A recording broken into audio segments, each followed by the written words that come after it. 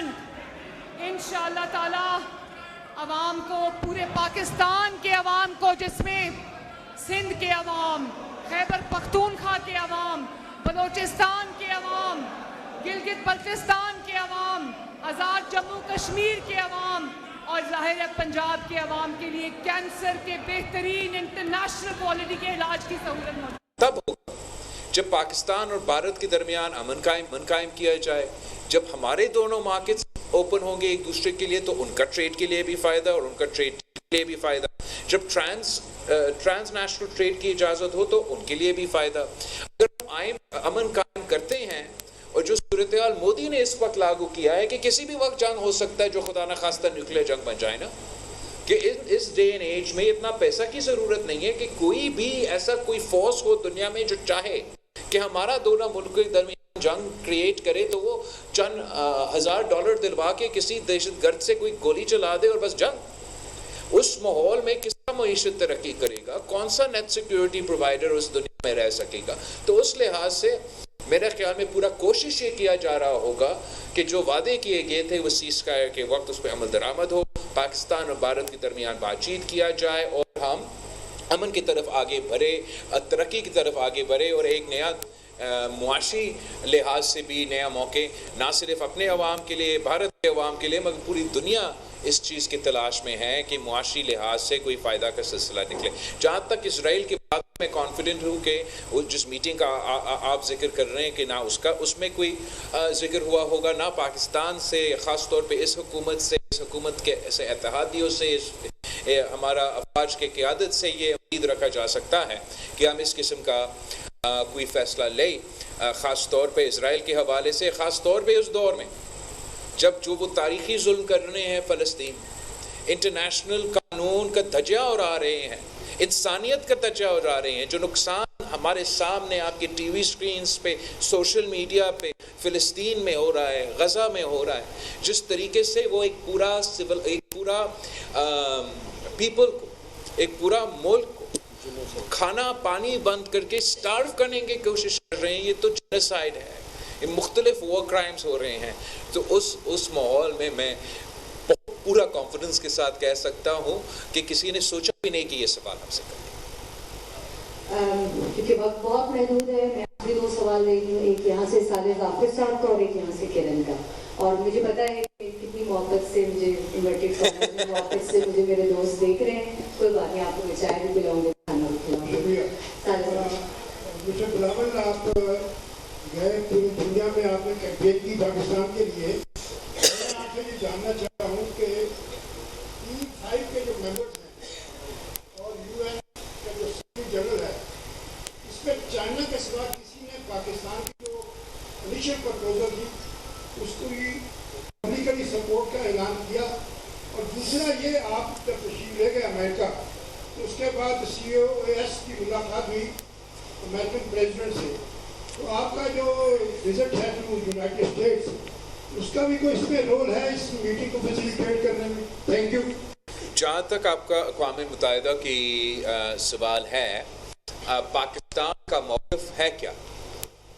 हमारा मौक़िफ़ है कि इंटरनेशनल लॉ को मानो, हमारा मौक़िफ़ है कि यूनाइटेड नेशंस को मानो, हमारा मौक़िफ़ है कि UN सिक्योरिटी काउंसिल को मानो, हमारा मौक़िफ़ है कि हम जंग नहीं चाहते हैं, हम डायलॉग और डिप्लोमेसी से अमन कायम करना चाहते हैं।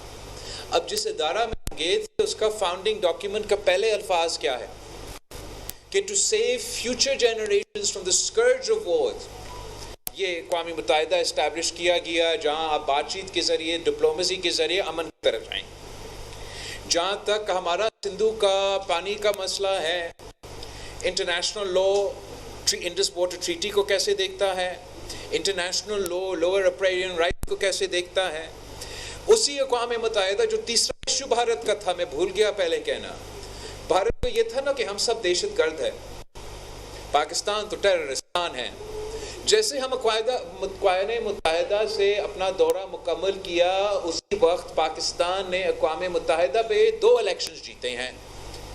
और वो इलेक्शंस कौन से? वो उन कमिटीज़ का सरबराह करने के लिए यूनाइटेड नेशंस में जो दहशतगर्दी को, तालिबान को ट्रीट करते हैं।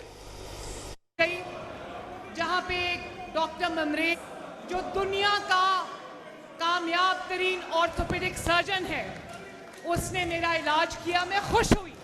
मैंने वहाँ से MRI कराई, मुझे स्टेरॉइड्स के इंजेक्शंस लगे। मैं ये डिटेल आपको इसलिए बता रही हूँ कि मुझे खुशी हुई कि दुनिया के बेहतरीन डॉक्टर सरकारी अस्पतालों में आवाम का इलाज करने के लिए मौजूद हैं।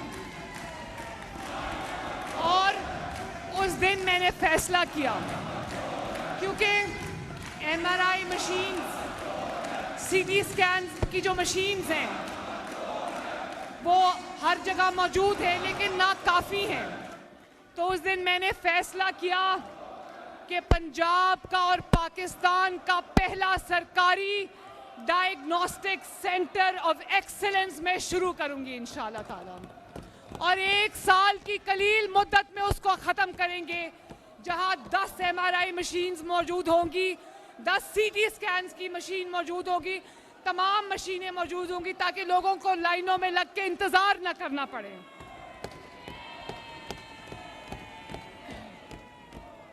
और जनाब स्पीकर, आज जब मैं इस मुअज़्ज़ज़ ऐवान से मुखातिब हूँ तो 72 अरब रुपए की लागत से पंजाब भर के 2500 से ज़ायद बेसिक हेल्थ यूनिट्स, BHUs और 300 रूरल हेल्थ सेंटर्स, RHCs की रिवैम्पिंग और अपग्रेडेशन का काम जो है वो कामयाबी से जारी है। और अल्लाह ताला के फजल करम से 40 अरब रुपए की लागत से 1250 BHUs और RHCs मुकम्मल तौर पर रिवैम्प हो चुके हैं।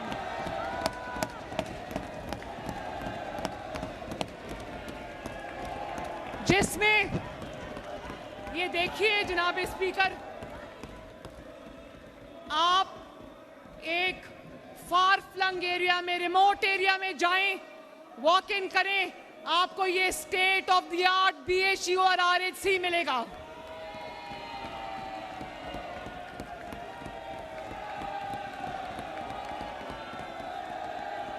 और किसी भी सियासी तफरीक के बगैर PMLN के हलकों में, एलाइड जमातों के हलकों में और ऑपोजिशन के हलकों में भी बगैर किसी तफरीक के इन इक़दामात को पूरा किया गया है।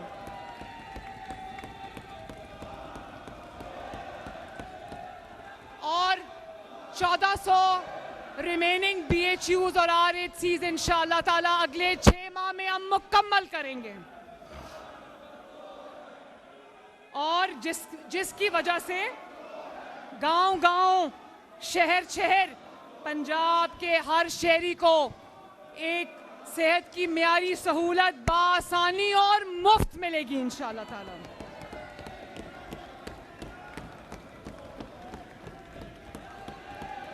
ऑनरेबल स्पीकर, शायद आपके हलके में भी हो कोई BHU और RHC, मैं आपसे रिक्वेस्ट करूंगी कि ज़रूर उसका दौरा करें। आपको लगेगा कि आप यूरोप के किसी क्लिनिक में और walking into a state of the art clinic. Chief minister, मैं आपको इंटरप्ट नहीं करना चाहता। गए थे आप? मैं तो सिर्फ ये कह सकता हूँ कि मुझे खुद मेरी आंखों पर यकीन नहीं आया तब जब मैंने देखा। Thank you.